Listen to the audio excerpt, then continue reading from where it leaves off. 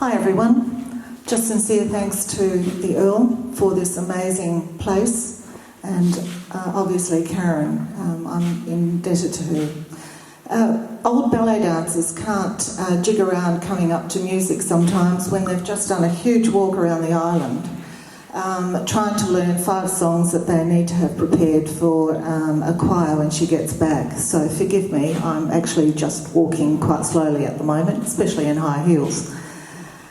Look, my story is quite different. I'm of Ukrainian descent. My story begins really in Ukraine in the early 30s. My parents, they would have been around the ages of 5, 6, 7, faced a famine that turned into genocide. So that's one of the genocides that the country faced with Russia. They were taken as forced labour to Germany through the war. They were delivered out to farmers, to factories, road building. They did whatever the German men should have been doing, but they were at war. At the end of the war, they were then able to go back to Ukraine, where they would have been... Stalin would have actually had them executed for being traitors. So the other choice was to stay in the DP camps of Europe, the displaced people, the displaced persons camps. And so my parents chose to do that. They chose life over death back in Ukraine. And they met in a DP camp, they married, they had my sister, they had another child. Sad story, I only found out for my mother about 15 years ago that child wasn't given up for adoption by my father. That child actually died within 10 days of birth. Why? Because my mother chose to have that child at the camp clinic rather than going into Salzburg to the hospital. The clinic didn't have any facilities to deal with a child who had jaundice. They die. So arrival in Australia, that's another whole interesting story of why they came to Australia and not to Canada, which was the first choice. Canada would have been a far better proposition for my father. He was a very gregarious, tall, amazing man, very strong-minded. And to kind of go fast forward, so the early 30s famine, the genocide, became my doctoral study. Okay, so I'm a doctor of history, and this is one of the publications from it. The term is Holodomor. It's death by starvation. Holodomor. My covers are now quite different, and I thank a very interesting author I met at one of Karen's retreats, and I changed the cover. I actually put dust jackets on mine. So here we are, they're in Australia. I have this amazing father, a most generous, gorgeous mother who lived with me for about 9 years until I finally needed to put her into care about a year ago. She's 97. The word resilience has been really solidified into my brain. And it probably explains the kind of person that I became as a result of the father I had. He was tough. If you fell over, pick yourself up. There is nothing for you to be upset about. Get up, you're okay. And so that's how I grew up, and I have absolutely no problems with that kind of attitude. So everything in my entire life has been something terrible's happened, I pick up. Twice divorced, married at 18 the first time, had a couple of children, they're most amazing young women, very resilient. And they'll tell me, well, you raised 2 strong, resilient women, and you want us to come for a cup of tea every week? Suck it up, Mum, it may not happen. We were married for 14 years. It was a great marriage, but I married a man who stayed here and I went there. So that was 3 degrees later. I married another man, an Australian, so the first husband was Ukrainian. It suited me. I was allowed to get married at 18 because he was Ukrainian. Second man, Australian. 5 years of IVF, no children to come out of that relationship. We were together for 23 years. By then, I'm going through a doctorate, 7 years of study, 7 years of interviewing survivors of this famine, this genocide. I thought I'd be lucky to get 10 people to interview. In the end, what happens when you do research like this is something called a snowball effect. Somebody hears that Lesa's interviewed her, she survived it, the KGB hasn't come to collect them. Mrs. So-and-so's lived through that. Oh, Mr. So-and-so, Lesa, you should talk to him. So that was the study, and in it all, I took care of a sister who fell over with postnatal depression. She was very ill. I became her children's surrogate mother. I still am. They're in their 40s. My 2 children I raised to get through university, go through their lives. Doing my doctorate, I had something that looked like I'd had a stroke, so my face was in 2 pieces. I hear this left side of my face is actually not how it should be. It's very compromised. I don't like standing very close to people. But the one word that resides in me all the time, for all the things that have happened to me, I've never actually been bothered about it, to be quite honest. This word resilience, and it's my father, I thank him. I'm walking around that island and I'm trying to sing my songs. I hear my father in my head because he was a tenor. So for me, I am not a natural singer. I'm great in a group. I don't sing when it's a really sad song, but I mime, and the director knows that I do that.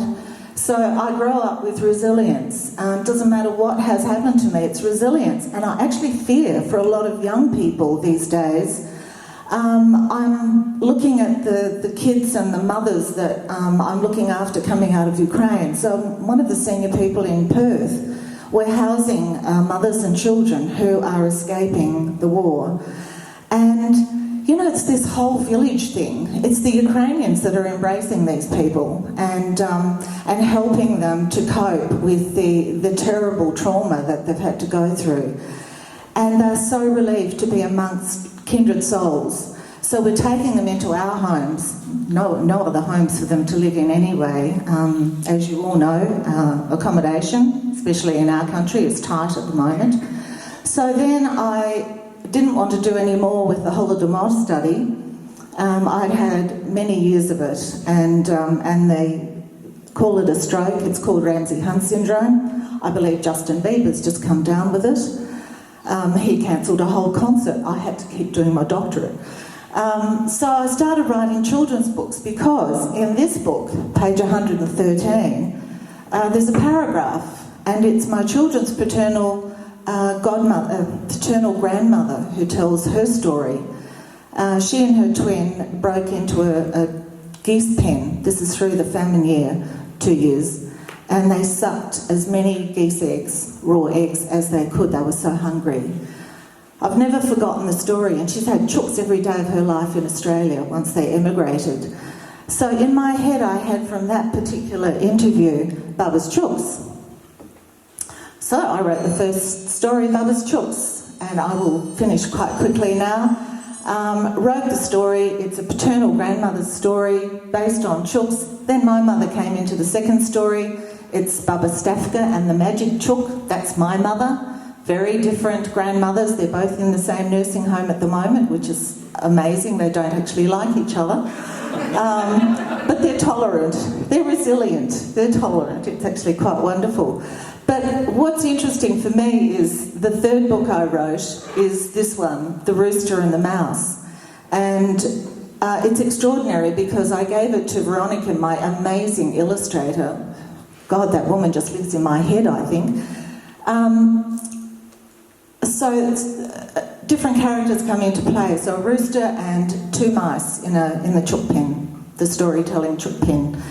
And one of the mice is named Vlad. It's the name of our Ukrainian president, as a matter of fact. Did I think of that? No, it's just a popular Ukrainian name. The other mouse is Julia, or Yulia, and she's the vice president. The only character that had no name was the black cat who wanted to get at the mice once they plumped up over Christmas. And my book was actually with Veronica at the time. And with a colleague, we went through a whole host of names, and I said, I just need to have a Russian name, I think, because this book is starting to look like it's the Ukrainian story. And so I picked a Russian surname, it's Vovik, and I didn't know this actually, it was just going to be Vovik, but Mr. Putin's nickname is Vova. Why does this stuff happen to me? Blowed if I know.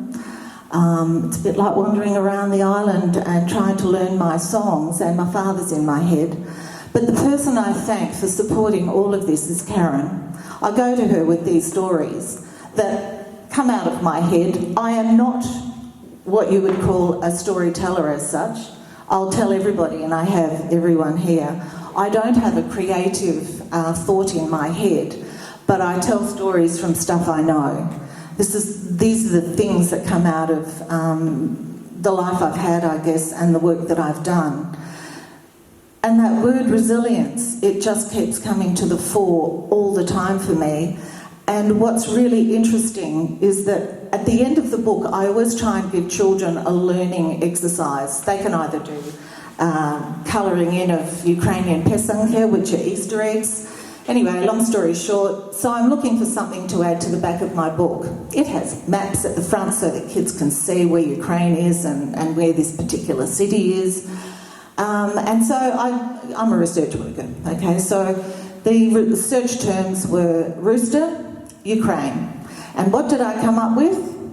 This rooster, there is an illustration. If you look up the headings or the search terms rooster, Ukraine, you'll see Boris Johnson being given an award of a ceramic rooster by the Ukrainian president on his visit to Kiev, the capital.